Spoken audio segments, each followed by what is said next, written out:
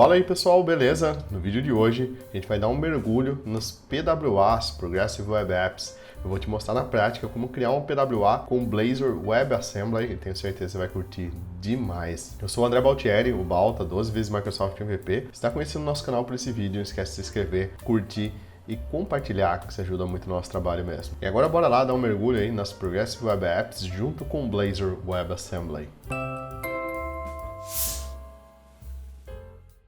Mas antes de começar esse vídeo, queria te convidar para a nossa jornada PWAs na prática, que acontece nos dias 2, 3 e 4 de setembro, online e ao vivo. Durante essa jornada eu vou te mostrar como criar uma PWA e publicar ela, né? Então vamos fazer algo em produção real mesmo, instalado, trabalhando offline, com tudo que o PWA tem direito, tá? Isso é uma masterclass incrível, gratuita, no dia 2 de setembro. E se você é aluno premium do Balta.io, se segura, porque no dia 3 de setembro a gente tem um evento exclusivo, onde a gente vai ver como criar e publicar PWAs até no Xbox. Então, se você tinha dúvida de como rodar seu app no browser, como instalar ele no seu sistema operacional, seja Windows, Mac ou Linux, e até mesmo no Xbox ou Windows Store, esse evento aqui vai te ajudar demais. Ainda no dia 3, a gente vai ter o lançamento do nosso módulo de PWA do curso Full Stack, um curso que já é completo, vai ficar ainda mais completo com suporte a PWA. A gente vai colocar o suporte para a aplicação trabalhar offline, lidar com cache, fazer a instalação, né, do nosso controle financeiro no Windows, Mac, Linux. Vamos entender como a gente pode fazer para colocar ele nas lojas aí também, tá? Que é algo muito legal e tudo derivado de uma aplicação web. Tenho certeza que vocês vão curtir, vai ser sensacional. Os links para inscrição estão aqui na descrição do vídeo. Muito bem, então pessoal, movendo aqui para o desktop, vamos começar aqui. Eu estou no D2 eu vou criar aqui um .NET New Blazor WASM, tá? -O BLZ PWA, tá? Vou criar um novo projeto aqui do tipo Blazor, tá bom? Sem nada dentro por enquanto, vazio, mais vazio que você puder criar aí, ficou um pouco grande a letra, tá? Vou dar um clear aqui. Eu tô com o .NET versão 8.04, tá? Ela tá no preview, essa versão aqui do .NET 8. Você pode fazer com qualquer versão do .NET 8 que vai funcionar. No 9 também, acredito que não vai mudar nada dessa parte aqui, tá bom? O nosso projeto criado, vamos subir um rider aqui, ou a ideia que você queira trabalhar, isso não importa, tá? Vamos carregar o nosso projeto aqui dentro, pra gente entender já como vai ficar estruturado esse projeto aqui, tá? Eu vou abrir ele aqui com o rider. E aqui no nosso projeto, a gente tem uma estrutura bem básica do Blazor, tá? E o que eu vou mostrar aqui para vocês na parte do PWA, ele vai funcionar para Blazor WASM, Blazor Server e Blazor Auth, tá? Então não precisa ser necessariamente o Blazor WASM aqui, tá? A gente vai precisar mexer nos arquivos estáticos da aplicação, basicamente, e uma ou outra coisa aqui em Program, em Pages, tá? Mas são coisas mais simples. O core mesmo do nosso vídeo vai estar dentro da pasta www.root, que é a pasta onde ficam os arquivos estáticos aqui no ASP.NET, ou seja, você vai poder trabalhar com isso aqui no ASP.NET, no MVC, no Razor Pages, no Blazor, qualquer lugar que você queira. Inclusive, se você está vendo esse vídeo e trabalha com PHP, com Java, qualquer outro framework, isso aqui serve para você também.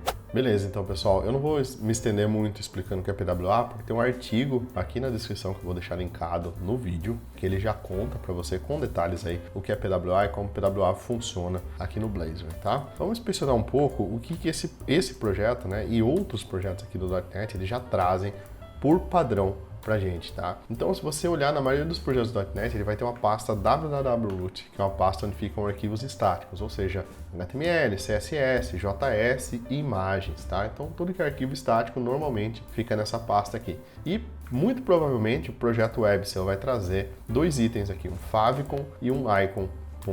.png, tá? Algum icon com algum tamanho aqui ele está com 192 pixels, .png. Para que serve esses itens aqui? Eles já fazem parte do manifesto dessa aplicação aqui, que eu vou comentar já já. Mas assim, toda vez que a gente roda essa aplicação, lá no título da aplicação, lá na tabzinha que ele abre dentro do Internet Explorer, fica um ícone, tá? Esse ícone aqui, ele é representado por uma dessas duas imagens aqui. No caso aqui, ele é representado pelo favicon, tá?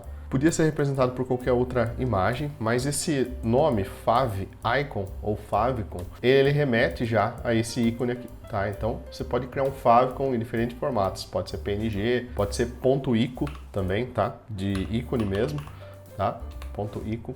tá? É comum você ver os favicons assim. E na internet, se você buscar por favicon generator, você vai encontrar vários geradores de favicon aí que vão diminuir sua imagem para ela ficar numa resolução adequada aqui, já que aqui, se não me engano, ele roda mais ou menos, tá? 32 por 32 pixels, tá?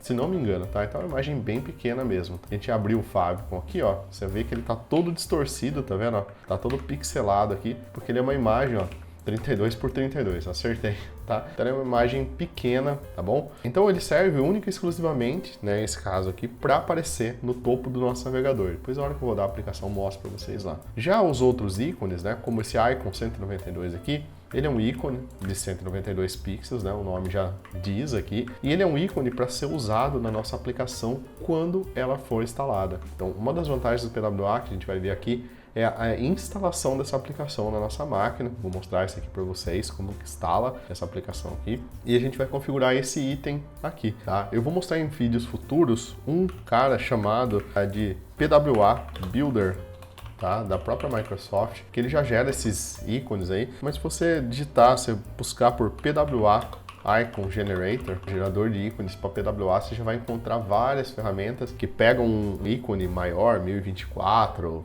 né, 2048 e transformam em vários menores. Então esse 192 aqui, ele é proposital. Esse aqui é um tamanho padrão, principalmente nos telefones Android. Telefone Apple e telefone Android tem padrões diferentes para os ícones, e é legal você seguir esses padrões para garantir que esses ícones eles vão ser renderizados corretamente nos aparelhos, tá? Então, se você, por exemplo, só tem esse ícone aqui 192, né, e de repente seu usuário está usando um iPhone 15 Pro Max, que tem uma resolução, a maior resolução dentro da Apple para telefones. Ele vai tentar buscar aqui, por exemplo, um ícone de 512 pixels. Ele vai tentar buscar um ícone nesse formato aqui. Não vai conseguir encontrar, tá? Então ele vai renderizar o mais próximo que ele conseguir, que no caso é o 192. Só que o que vai acontecer é que sua imagem vai aparecer assim no iPhone, ó. Vai aparecer toda distorcida no iPhone, porque você está fazendo um upscaling de imagem, né? Você está aumentando a imagem para ela caber aí numa resolução que não é dela, tá? Então eu recomendo sempre fazer todos os ícones, principalmente se for uma aplicação final para produção. Nessa aqui a gente não vai fazer, porque é só uma demo aqui, tá? Mas tanto no Dima, no Full Stack lá, a gente vai fazer isso aí certinho, tá? Para vocês entenderem e colocarem de fato aqui em produção. Mas é para isso que essas duas imagens servem, tá? Você pode usar uma só para todos os itens aqui, mas se você tiver as resoluções corretas, é melhor. Muito bem, então, pessoal, movendo adiante, se a gente explorar aqui um pouco o index.html, tá? Esse arquivo index.html, a gente vai encontrar aqui o nosso favicon, ó. Então ele está sendo referenciado aqui. E ele é um tipo especial de link. Se a gente olhar aqui, esse aqui é um link rel igual a icon, tá? A relação dele é um ícone, diferente do rel style sheet, que é o nosso CSS que a gente já está acostumado a colocar. Tá? E aqui ele tem o tipo da imagem, que é image PNG, tá? Então se você estivesse usando um ícone, por exemplo, né, um ponto icon aqui, seria image barra icon, aqui x barra icon, alguma coisa assim, não lembro muito bem, mas seria diferente aqui. Então se você for usar o PNG padrão, você vai usar sempre esse cara aqui, tá? Porém, a gente nota que em nenhum momento ele trouxe referência para esse icon 192. Então, ó, ele não está aqui, vocês não vão encontrar ele aqui. A gente vai criar um arquivo, manifesto, que vai referenciar esse item e em outros pontos aqui. E eu só quero abrir parênteses para mais um outro ponto importante das PWAs aqui, tá? Toda vez que a gente trabalha com uma PWA, a gente tem muito essa questão de trazer uma pegada mais nativa para as nossas aplicações. Então, qual que é o primórdio da PWA aqui? Que ela tem um feeling nativo, tá? Então, por isso a gente está colocando os ícones ali da aplicação, ele já traz como sugestão para gente. E um ponto muito importante é o design responsivo, tá? Então, se vocês assistiram lá o curso de sites responsivos do Henrique, vale muito a pena. Quem não assistiu, é gratuito, vou deixar o link aqui na descrição também. E aqui a gente já vê um elemento, né, o Device Width, Initial Scale 1.0, então a gente já vê vestígios aqui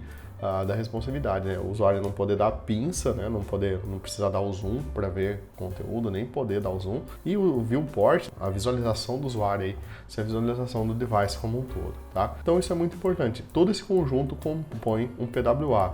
Responsividade é um deles e é Tipo, tão óbvio que nem tá no manifesto do PWA, já é obrigatório. O segundo é a gente ter esse feeling mais nativo, né? A gente poder trabalhar com APIs do browser através dos service workers, que eu vou mostrar aqui também. A gente poder trabalhar offline, tá? E o terceiro é ter a instalação do app, ter o app como se fosse um app nativo mesmo na nossa máquina, tá? Então esses são os pilares que a gente vai trabalhar aqui. A imagem já está referenciada aqui do icon PNG, já vai funcionar no browser. A gente só precisa adaptar agora o nosso manifest. Beleza, então pessoal, nosso próximo passo aqui é criar um arquivo chamado de manifest, tá? O manifest, ele nada mais é do que um arquivo JSON e ele descreve algumas características da nossa aplicação, como por exemplo cor de fundo, o modelo que a aplicação roda, né? Se ele roda em modo portrait ou modo landscape, que é o retrato ou paisagem, e descreve em outros pontos das nossas aplicações aí, tá? Então, o nosso manifest, a gente pode criar ele aqui direto na raiz, tá? Ele é um arquivo estático, então vou adicionar um novo arquivo aqui. Novamente, isso aqui vale para PHP, Java, qualquer aplicação, tá? Aí você pode chamar ele com o nome que você quiser, não precisa chamar com o mesmo nome meu aqui, mas normalmente eu chamo ele de manifest.webmanifest, tá? É o nome basicamente padrão aí, ele é um web manifest. E aqui dentro dele, existem várias coisas que a gente pode preencher aqui, tá? Se vocês procurarem novamente aí no Mozilla, tá? Principalmente no Mozilla, na rede do Mozilla, no MDN, né? Mozilla Developer Network. Se vocês procurarem por Manifest, Web Manifest, tá? Vocês vão encontrar uma lista extensa de coisas que a gente pode definir aqui. Inclusive splash screen, e N outras relações, tá? Eu vou colocar o básico aqui que a gente usa. Vou colocar uma versão comentada aqui primeiro e depois eu vou colocar uma versão final, tá? Primeiro para a gente entender esse arquivo aqui, depois com a versão final, tá? Então, quando a gente começa o manifesto, existem alguns itens que a gente precisa informar aqui, tá? O name é um deles. Esse name aqui é o nome da nossa aplicação, o nome do nosso aplicativo. Então, se você tiver criando aí um gerador de conteúdo com IA. Então você pode colocar aqui o nome gerador de conteúdo com IA. Esse short name que aparece aqui embaixo, tá? Você tem que usar esse mesmo padrão aqui, tá bom? Não pode usar um padrão diferente, não pode ser short, espaço name ou short name tudo junto. Tem que ser exatamente a chave que está aqui. O valor você pode alterar, tá? Short name é o nome mais curto, que normalmente é usado na tela do aplicativo, tá? Então, quando ele vai pedir para instalar seu aplicativo, ele mostra o name, mas depois de instalado o seu aplicativo, ele mostra o short name, porque daí ele vai mostrar o nome na tela do celular, do dispositivo ali, e o nome curto fica melhor. ID, que é um identificador que você pode gerar para o seu aplicativo, e o start URL, tá? Start URL em qual URL ele deve começar, tá? Então, se você tiver, por exemplo, aqui uma subpasta dentro da root, né? Então, você pode ter sub-apps aqui dentro. Isso é normal ter, principalmente dependendo do modelo de hospedagem que você está utilizando, tá? Então, você pode informar o start URL para ele aqui, tá bom? Depois, esses outros itens aqui de baixo, eles não são obrigatórios, mas eu recomendo que vocês coloquem também. O display é o formato de exibição. Então, aqui a gente pode colocar se ele vai rodar na horizontal ou na vertical. Background color, que é a cor de fundo, então enquanto seu app estiver carregando, ele vai trazer ali o logo do seu aplicativo, né, e alguma cor de fundo, você pode customizar essa cor de fundo. Alguns browsers, eles possuem suporte a esses dois itens aqui, tá, o background color e o theme color, onde você pode informar a cor do tema e cor de fundo. E aí ele adapta o browser com essas cores aí, é super legal, tá? Depende muito das preferências do usuário. A gente tem aqui um Prefer Related Applications, que ele permite que você faça relação com outras aplicações aqui, tá? Você relacione esse item com outras aplicações. Tem a parte também de abrir com, né? Quando algum usuário clica em algum link, pode abrir direto com a sua aplicação aqui. E tem a parte que a gente quer de ícones aqui. E abaixo, se você quiser, tem a parte também de Splash Screen, você colocar um Splash Screen, né, colocar algum conteúdo aí enquanto está carregando sua aplicação, tá? Eu vou popular ele aqui com o conteúdo que eu já tenho, tá? Desse app aqui, tá? Eu coloquei aqui o name como Blazor PWA, que é o nome da nossa aplicação, e o short name como Blazor PWA mesmo, tá? Estou bem sem criatividade hoje. O ID eu deixei ponto barra, só rolar a start da nossa aplicação e start URL ponto barra também, que está apontando para a raiz da nossa aplicação. Display eu coloquei standalone, tá? Então esse standalone aqui ele vai rodar a aplicação tanto em portrait quanto landscape e ele vai rodar sem as barras, sem nada, ele vai rodar a aplicação full screen ali pra gente. Background color branco e a cor do tema, esse 3173D aqui, que é do próprio Blazor, tá? A cor do próprio logo do Blazor. tá? Não quero relacionar com nenhuma aplicação externa, tá?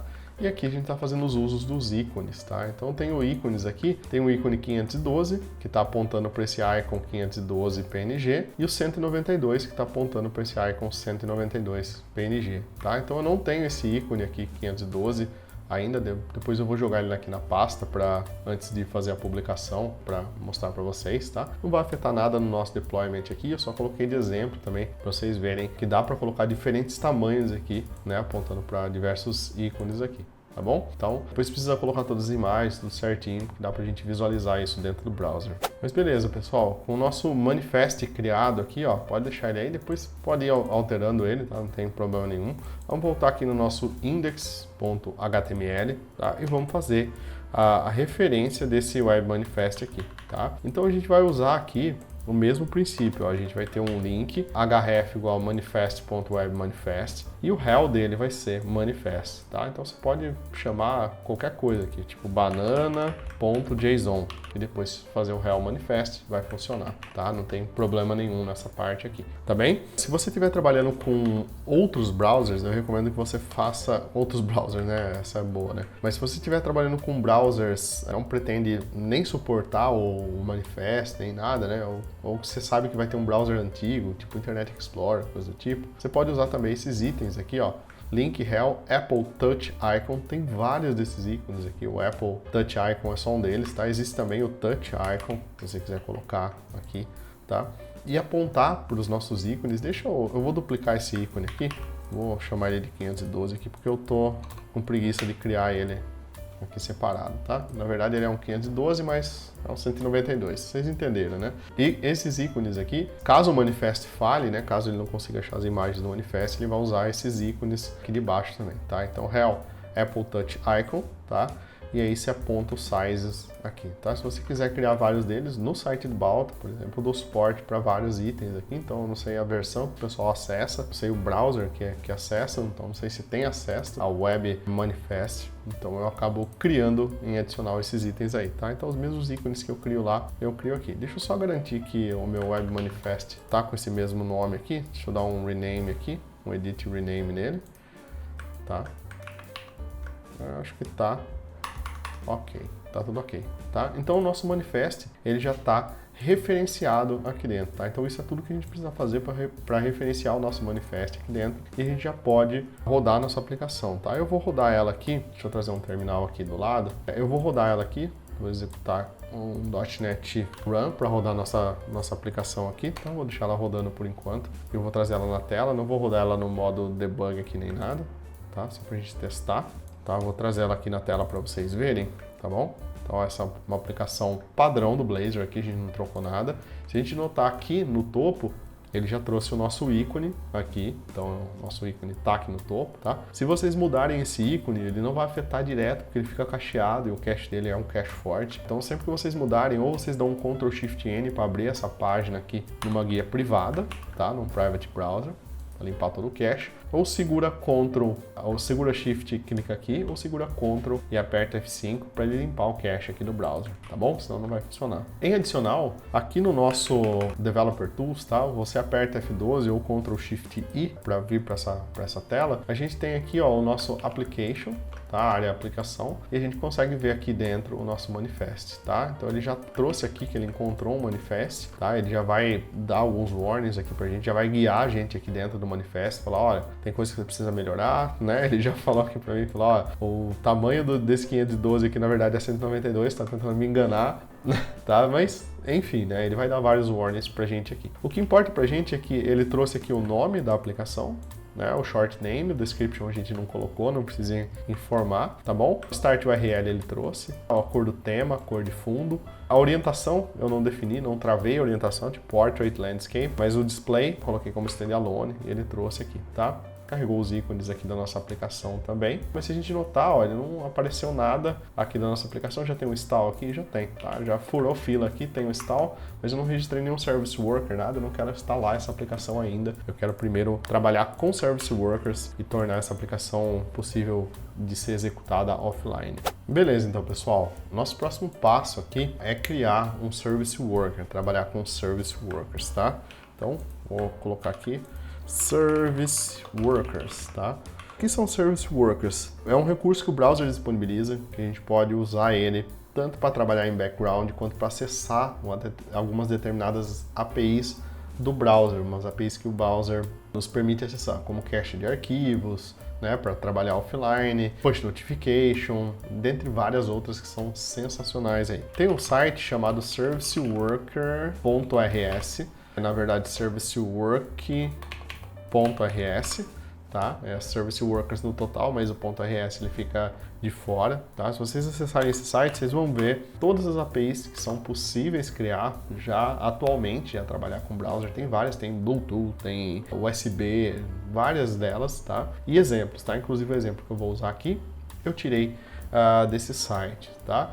Então o Service Worker, ele vai permitir que a gente faça isso, que a gente rode tanto em background quanto que a gente rode determinadas funções aí do browser, né? Então a gente depende do browser, o que ele disponibilizar a gente pode usar aí dentro, tá? E aí cada browser tem uma certa disponibilidade, lógico tem a W3C, World Wide Web Consortium, por trás, mas os browsers precisam adotar, nem todos têm todas as funcionalidades, então precisa dar uma olhada nesse site que eu falei aí, tá?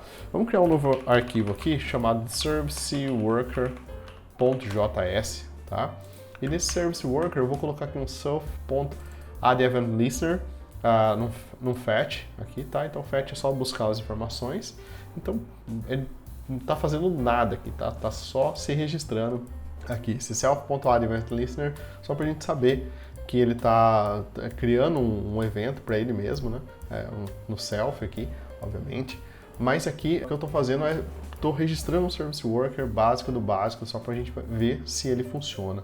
E aqui a gente vai no script trazer a referência para esse Service Worker aqui, tá? Então eu vou fazer aqui um script, tá? Deixa eu colocar esse código aqui, ó, que é o seguinte: navigator.serviceworker, tá? Então sempre que a gente quer saber se um serviço existe aí dentro do navegador, a gente usa o navigator.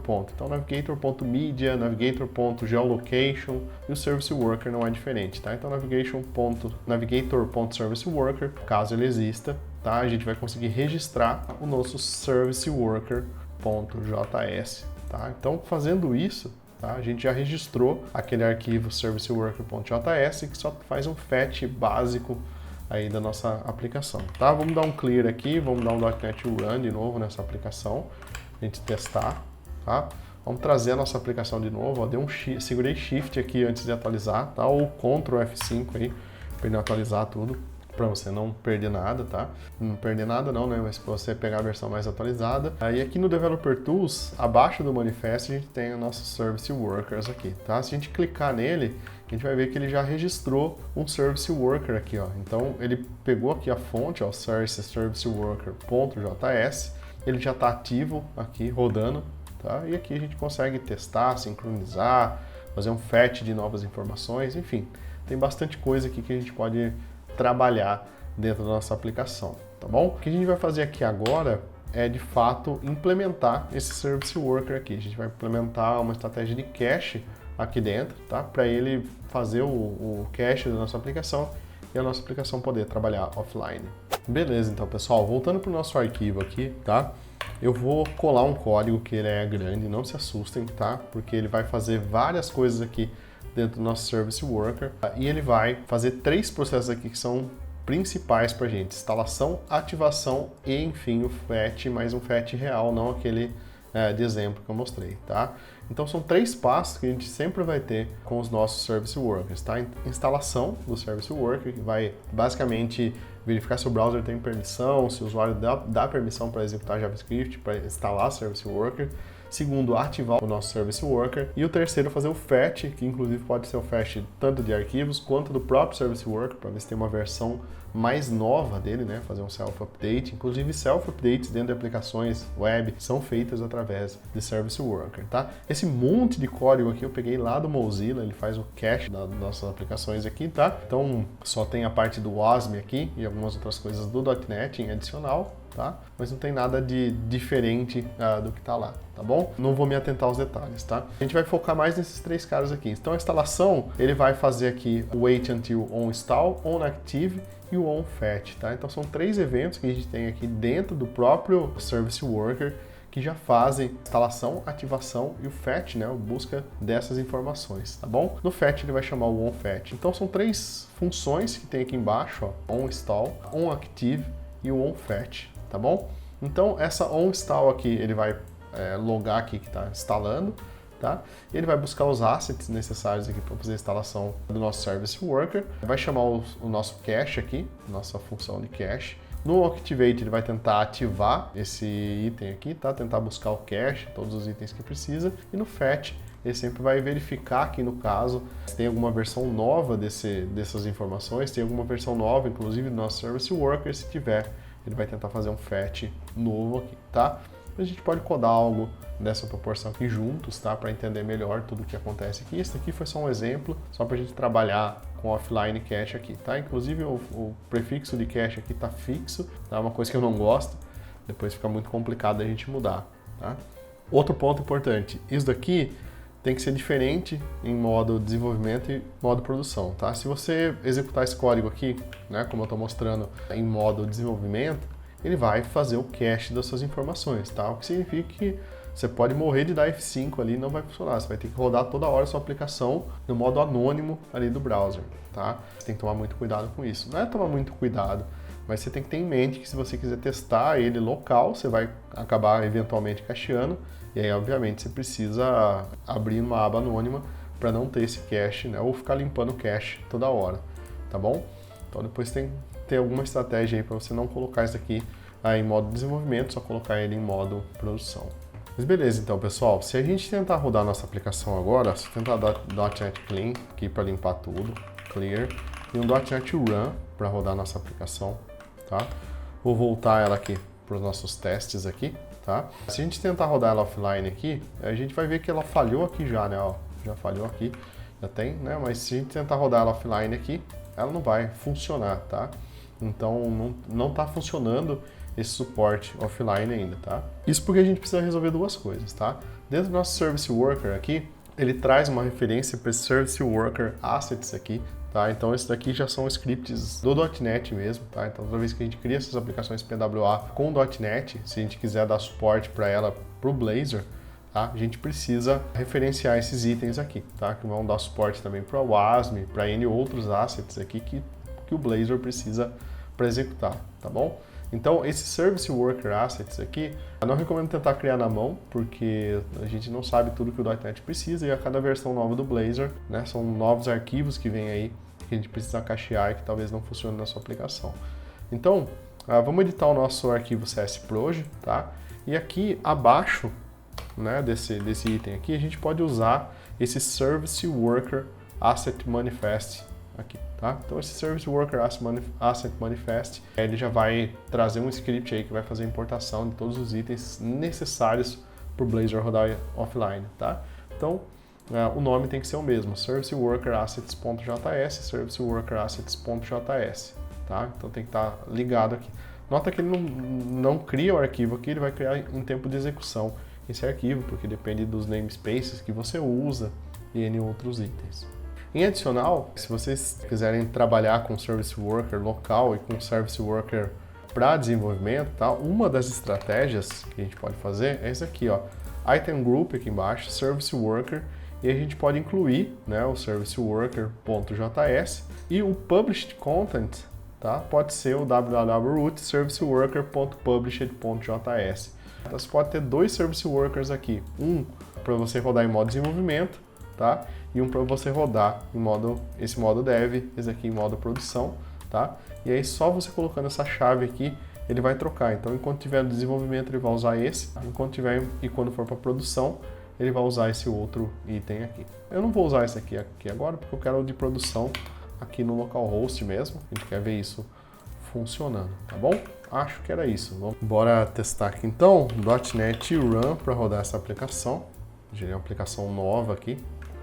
Tá? Vamos testar aqui agora, Ctrl Shift I, ele está rodando até numa porta diferente, tá? Vou colocar aqui agora no modo offline, ó, Service Worker agora deu certo.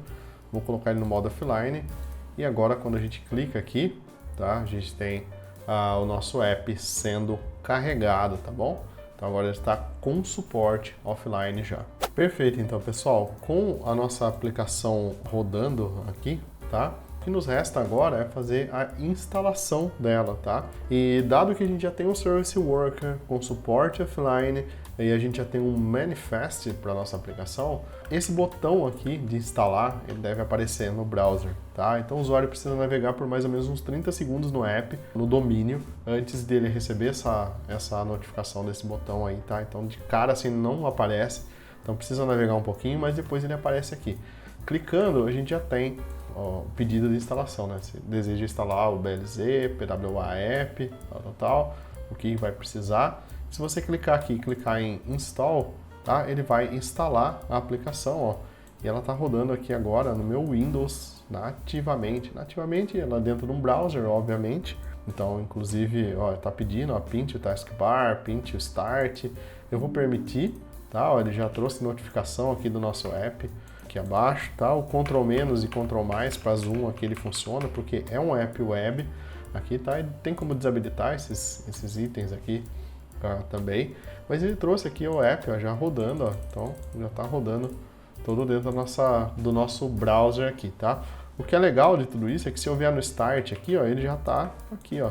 Então, já está trazendo aqui o nosso BLZ PWA, tá? E se eu for aqui no Edge /apps, tá? Ele já vai aparecer aqui como um app do Edge, tá? Inclusive tem meu Xbox Cloud Gaming aqui. Aí aqui a gente pode ou pinar para o Start ou, se a gente quiser, aqui a gente pode desinstalar essa aplicação, tá? Então aqui ele está pedindo para colocar no taskbar, vou colocar que sim, tá? Por exemplo. E aqui eu posso remover ela, ó. Vou marcar aqui também para limpar os dados, né, do Microsoft Edge para esse item aqui. Então ele limpou tudo agora, ele removeu toda a nossa aplicação e assim a gente fecha o nosso ciclo aqui de PWA com Blazor WebAssembly instalada no nosso device aqui no nosso Windows. Isso funciona também no Android e no iOS. Mas é isso aí, pessoal. Espero de coração que vocês tenham curtido esse vídeo. Esse é só um pedacinho de tudo que eu vou mostrar para vocês no nosso novo módulo de PWAs que vai compor o nosso curso de Full Stack.NET, tá? Então o curso já está muito completo, vai ficar ainda mais completo, já são mais de 160 aulas, mais de 17 módulos aí do curso. A gente vai incluir esse módulo de PWA para ensinar vocês a empacotar essa aplicação aí, distribuir ela através das lojas, permitir que ela seja instalada através do browser, né? Ou seja, dar usabilidade a uma aplicação fina aí para vocês, tá? A gente vai ter 2 eventos aí no dia 2 e 3 de setembro, sendo o dia 2 gratuito, aberto. Todos vocês podem participar e são muito bem-vindos. A gente vai criar PWAs na prática e no dia 3 eu vou fazer um evento exclusivo com os alunos Premium e eu vou mostrar para vocês como criar PWAs que rodam até no Xbox, tá? Isso é muito legal. A gente vai aprender a criar um PWA e colocar ele dentro do Xbox de fato, né? Eu vou trazer meu Xbox aqui do lado para mostrar para vocês como fazer essa mágica. Tenho certeza que vocês vão gostar bastante, tá bom? Então participem, os links para inscrição estão aqui na descrição. E claro, deixa seu comentário aqui, o que você achou das PWAs, você já está usando o PWA? Já não, porque é um recurso que já está disponível faz tempo, já devia estar usando, mas você está usando nesse nível aqui, já tem suporte à instalação nas suas aplicações. Você gostou do que você viu aqui? Você quer saber mais sobre PWAs e Blazor WebAssembly? Deixe seu comentário aqui, é muito importante para a gente fomentar esse assunto. Um abraço e até o próximo vídeo.